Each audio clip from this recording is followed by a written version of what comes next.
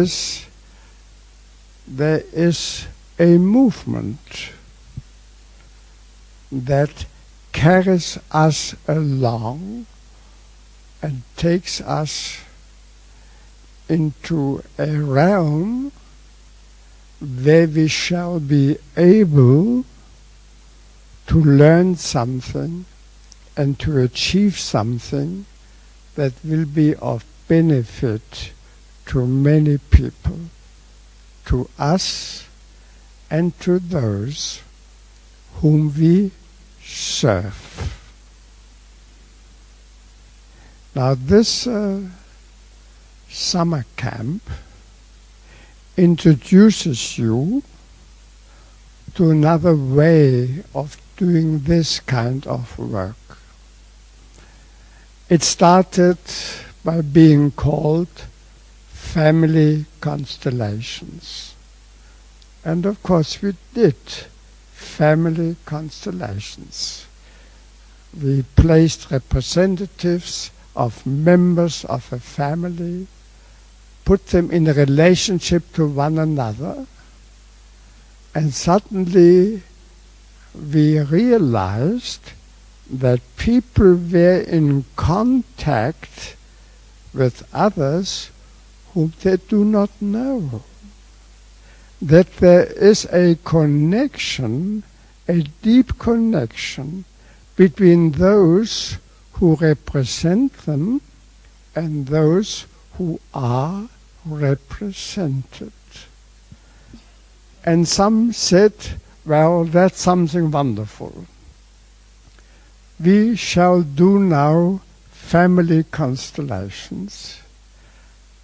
And they did. And they did with a certain success.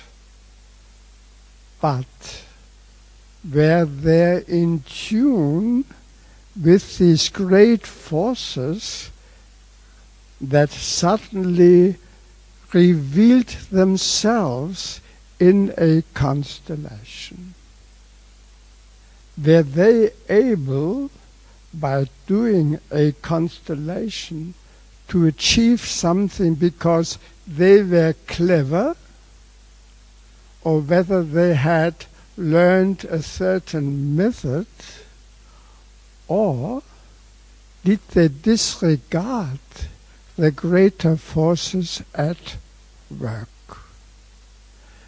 And family constellations began within the realm of psychotherapy. And therefore, many of those who did that work were psychotherapists or wanted to be psychotherapists. And suddenly, they placed a boundary around that work that limited it to psychotherapy and disregarded that what showed up by family constellations was something far beyond psychotherapy. It was in the service of life and the service of human relationships in a very special way. And when I started doing family constellations, I felt that I could not do it for a long time.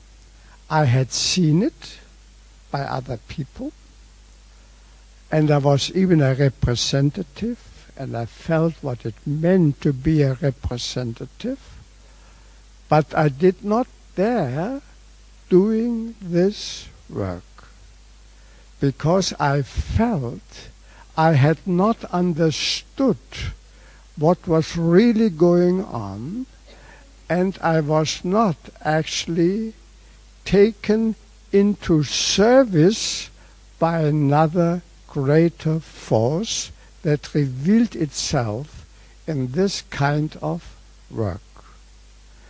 And therefore, I waited.